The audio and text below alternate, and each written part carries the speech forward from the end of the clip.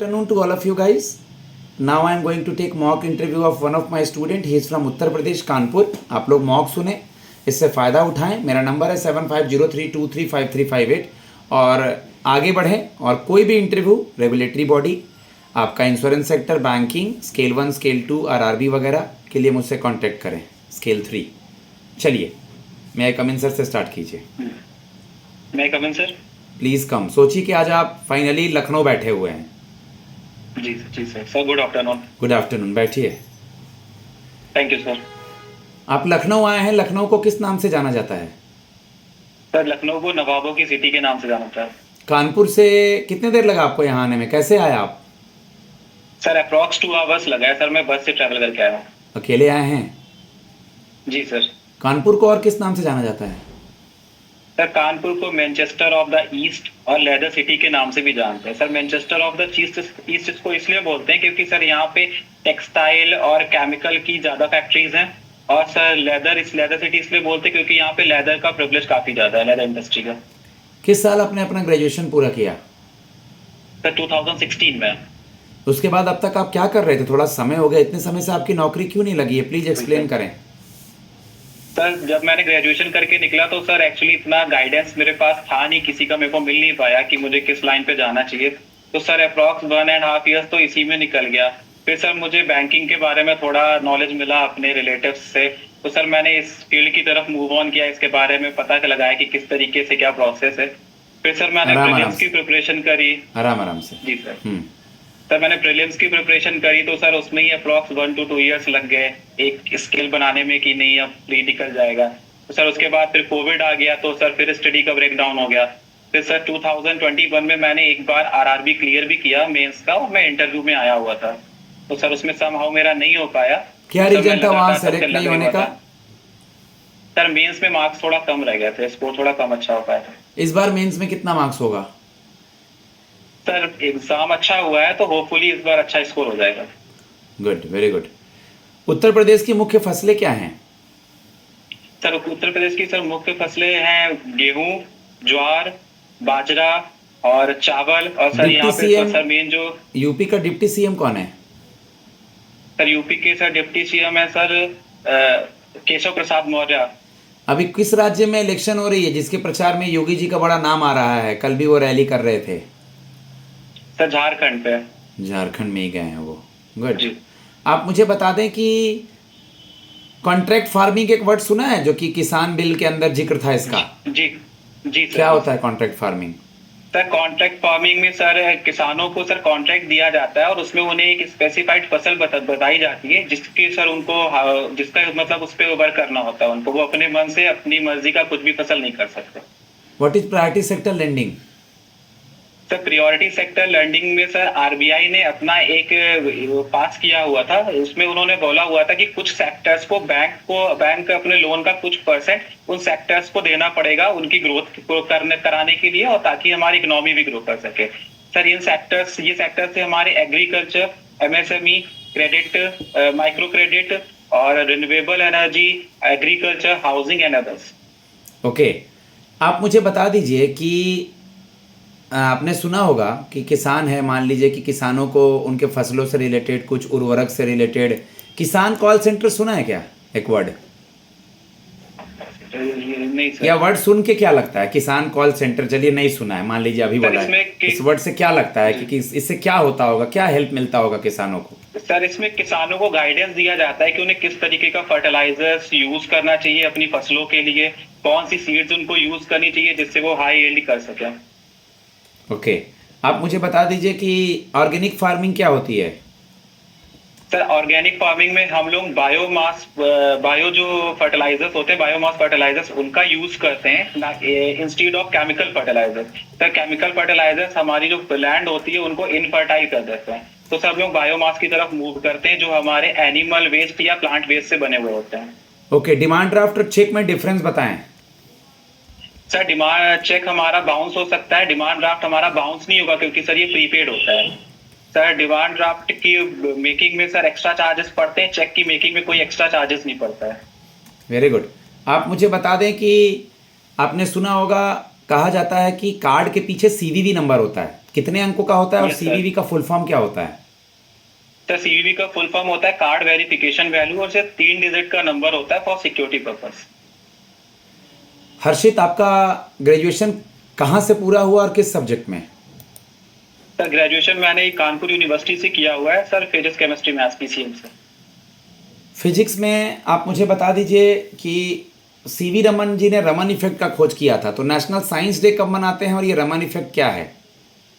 Sir national science day 28 फरवरी को मनाया जाता है। और सर रमन इफेक्ट ये एक फिनोमिना था जिसमें लाइट जब मटेरियल से इंटरेक्ट करती है तो उसकी जो लाइट का कुछ पार्ट स्कैटर होता है और उसकी एनर्जी लेवल्स में चेंजमेंट आते हैं। इस पूरे इफेक्ट को सर रमन इफेक्ट डिक्लेयर किया गया था। कॉनकेव लेंस क्या होता है? सर कॉनकेव लेंस हमारा वो लेंस होता है जिसका आउटर सरफेस पॉलिश्ड होता है, इनर सरफेस पॉलिश्ड नहीं होता। ओके, मायोपिया सुना है? सर मायोपिया सर एक डिसीज होती है हमारी आई से रिलेटेड। दूर सर का इसका नहीं दिखता, मुझे पास का नहीं बिल्कुल- दिखता, आइडिया नहीं है।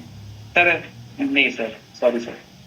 ठीक है, आप मुझे बता दीजिए कि केमिस्ट्री का नोबेल किसको मिला है इस बार और किस फील्ड में?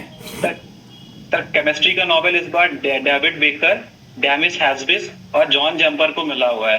सर इन्होंने क्या कहते हैं वो प्रेडिक्शन किया हुआ था। सर एग्जैक्ट वर्ड याद नहीं आ रहा है सर मुझे, सॉरी। उत्तर प्रदेश की कोई टीम है, आईपीएल में खेलती है, उनका अपना होम ग्राउंड कहाँ है और क्या नाम है टीम का? उत्तर प्रदेश की sir Lucknow super giants team है सर, वो प्ले करती है और इनका sir home ground sir Lucknow में ही है। कानपुर में भी आईपीएल के मैच होते हैं, ग्रीन पार्क में नहीं होते हैं? सर होते हैं लेकिन sir once in a while होता है सर, फ्रीक्वेंटली नहीं होते। अभी बहुत न्यूज़ में था ग्रीन पार्क इंडिया के और किसी दूसरे देश के टेस्ट सीरीज मैच को लेकर के बारिश होने की वजह से, कुछ आइडिया है, वो कुछ पता है? जी सर, ये क्या सर हुआ इंडिया था? न्यूजीलैंड का सर इंडिया न्यूजीलैंड का टेस्ट सीरीज यहाँ पे चल रहा था। न्यूजीलैंड तो सर नहीं, वो प्रॉपर बांग्लादेश ना, इंडिया और बांग्लादेश का टेस्ट सीरीज हाँ सॉरी सर इंडिया बताइए। बांग्लादेश का टेस्ट सीरीज चल रहा था।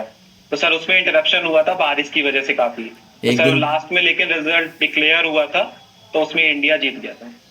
ठीक है, आप मुझे बता दीजिए आज के पहले पन्ने पर Arm Force Special Power Act AFSPA क्यों न्यूज़ में था? सर मणिपुर में सर इसको लगाया गया हुआ है सर 6 एरियाज में। Sir arm forces special Power act 1985 में डिक्लेयर किया गया हुआ था पार्लियामेंट के द्वारा। सर इसमें आर्म फोर्सेज को स्पेशल पावर प्रोवाइड करी जाती है कि वो डिस्टर्ब एरियाज में लॉ एंड ऑर्डर को मेंटेन कर सके। और स्टेटहुड, सर जब किस स्टेटहुड की बात की जा रही है जम्मू एंड कश्मीर में, क्या इशू है ये? सर स्टेटहुड सर हमारा आर्टिकल 370 से रिलेटेड है। सर इस आर्टिकल 370 में जम्मू एंड कश्मीर को एक स्पेशल स्टेट का दर्जा दिया गया हुआ था। सर 2019 में सेंट्रल गवर्नमेंट ने इसको रिवोक कर दिया था और इसको यूनियन टेरिटरी डिक्लेयर कर दिया गया था जम्मू एंड कश्मीर को। तो सर जब से वहाँ के न्यू सीएम बने हैं उमर अब्दुल्ला, तब से सर इसकी डिमांड बहुत ज्यादा बढ़ गई है कि इसको वापस से रिज्यूम किया जाना चाहिए आर्टिकल 370 को। तो जम्मू एंड कश्मीर ने एक लेजिस्लेचर भी पास किया हुआ है और बिल पेश किया हुआ है पार्लियामेंट में ताकि वापस से इसको 370 के अंडर में लाया जा सके। वक्फ बिल्ड बोर्ड क्या है? सर वक्फ बिल बोर्ड सर 1995 में स्टैब्लिश किया गया था। सर ये एडमिनिस्ट्रेशन और मॉनिटर करता है वक्फ की जितनी भी प्रॉपर्टीज है सारी। ट्रिपल तलाक बिल सुने हैं? आपके यूपी से यस बड़े रिलेटेड में था ये, Yes, बताइए sir. क्या है ये? सर ट्रिपल तलाक बिल 2019 में आया था। सर ये मुस्लिम वुमेन्स के लिए था, उनकी मैरिज के राइट्स को प्रोटेक्ट करने के लिए। सर इसमें मेंस सर सीधे 3 बार तलाक बोल के तलाक दे देते थे। तो सर इस चीज को प्रोहिबिशन किया गया था कि ये चीज आप नहीं कर सकते हैं और अगर अच्छा। आप करेंगे तो सर इसमें 3 साल की जेल। आपकी पोस्टिंग कहीं भी कर देते हैं उत्तर प्रदेश में, दूर दराज, कैसे मैनेज करेंगे? सर जब मैंने स्टार्टिंग में ही फॉर्म फिलअप किया हुआ था तो सर मेरे को ये आइडिया था कि मेरी पोस्टिंग कहीं पे भी हो सकती है। और सर एज मेरी ये स्ट्रेंथ भी है कि मेरा नेचर फ्लेक्सिबल है, मैं कहीं पे भी आराम से सरवाइव कर लूंगा और मैं यहाँ के लोकल कल्चर और लैंग्वेज से भी अच्छी तरह वाकिफ हूँ। तो सर मुझे कोई दिक्कत नहीं आएगी। इतने समय तक प्राइवेट जॉब आपने क्यों नहीं किया? अपने ग्रेजुएशन के बेसिस पे अब तक क्यों बैठे रहे इतने समय से ग्रेजुएशन के बाद? मतलब आप क्यों अब तक अनएम्प्लॉयड हैं? सर स्टार्टिंग से ही मेरा एम था कि सर मुझे डिफेंस फोर्सेस ज्वाइन करनी है, बट सर समहाउ मेरा डिफेंस में नहीं हो पाया। तो सर मेरा ये था कि अब डिफेंस नहीं हो पाया तो लेकिन ज्वाइन मुझे गवर्नमेंट सेक्टर ही करना है सर, प्राइवेट सेक्टर पे मूव नहीं करना है। सर कोविड टाइम पे मैंने एक बार सोचा भी कि प्राइवेट सेक्टर ज्वाइन कर लूं, फिर जब सर मैंने वहाँ की हालत देखी कि कोविड टाइम पे उन्होंने वहाँ पे एम्प्लॉयज को हटाया जा रहा था, सैलरी रिडक्शंस करी जा रही थी, तो सर फिर मेरा और मतलब मोटिव बढ़ गया कि नहीं, मुझे गवर्नमेंट सेक्टर ही ज्वाइन करना है। एक टर्म सुना है, बहुत फेमस है, आपका बैंकिंग इंडस्ट्री का टर्म है ये, जिसे हम लोग कहा जाता है मॉनेटरी पॉलिसी। जी आज सर। मॉनेटरी पॉलिसी को लेकर के न्यूज़ पेज में पीयूष गोयल का इन्फ्लेशन को लेके या रेट्स को लेके कोई आर्टिकल छपा है, वो देखा आपने? ये सर मैंने देखा हुआ है। गुड बॉय, क्या है सर उसमें? सर उसमें पीयूष गोयल ने बोला हुआ है कि आरबीआई को मॉनेटरी पॉलिसी के जो इंटरेस्ट रेट्स हैं वो कट डाउन करने पड़ेंगे हमारी इन्फ्लेशन को देखते हुए। और सर उन्होंने ये भी सजेशन दिए हुए कि अगर आगे चल के जो आरबीआई में मॉनेटरी पॉलिसी रेट्स डिसाइड किए जाते हैं तो वो फूड प्राइसेस को देख के भी डिसाइड करने चाहिए, तभी हमारी इकोनॉमी ग्रो कर पाएगी। ओके हर्षित, लास्ट सवाल आपसे मैं जानना चाहूँगा कि आप में क्या क्वालिटी है जिसकी वजह से, ये सवाल तो नहीं हुआ अभी, नहीं सर। जिसकी वजह से आप कस्टमर को डील कर पाएंगे और आरआरबी में अच्छे से मन लगा के काम कर पाएंगे और हमारे लिए एसेट्स बनेंगे? सर जिस हिसाब से सर मेरा नेचर है और मेरी जो स्ट्रेंथ है कि मैं फ्लेक्सिबल हूँ और हार्ड वर्किंग हूँ, तो सर मुझे लगता है कि मैं कस्टमर से इजीली इंटरेक्ट कर पाऊंगा। और सर मुझे पोस्टिंग भी मेरे होम टाउन पे ही मिल रही है, होम स्टेट में ही मिल रही है, तो सर यहाँ की लोकल लैंग्वेज मैं अच्छे से जानता हूँ, तो सर मैं कस्टमर्स को इजीली अट्रैक्ट कर पाऊंगा, उन्हें उनके बेनिफिट्स बता पाऊंगा, और सर इससे हम बैंक का कासा भी बढ़ा पाऊंगा, तो बैंक के लिए एसेट बन सकता हूँ। कासा बढ़ा पाएंगे? कासा का full form? Sir CASA stands for current account and saving account. Sir ये हमारे डिमांड डिपॉजिट होता है। टाइम डिपॉजिट का एग्जांपल? सर टाइम डिपॉजिट का एग्जांपल है आरडी एंड एफडी। तो deposit and fixed deposit. CASA और आरडी एफडी बैंक के लिए एसेट्स है, लायबिलिटी है? सर लाइबिलिटी है, हमारा क्या कहते हैं, कासा जो है वो सर वो लाइबिलिटी है, और जो आरडी एफडी है वो एसेट है। ठीक है गाइज, मैं फीडबैक देता हूँ अपने स्टूडेंट्स को, ठीक है? मेरा नंबर है 7503235358। आप लोग मुझसे कांटेक्ट कीजिए। ऑल ओवर इंडिया के किसी भी इंटरव्यू के लिए टाइम आपको आपके अकॉर्डिंग मिल सकता है। Language is not a barrier in RRB, but try for other interviews like SBI and IBPS. I will guide you guys if you clear regarding English and basic thing in Hindi. God bless you all.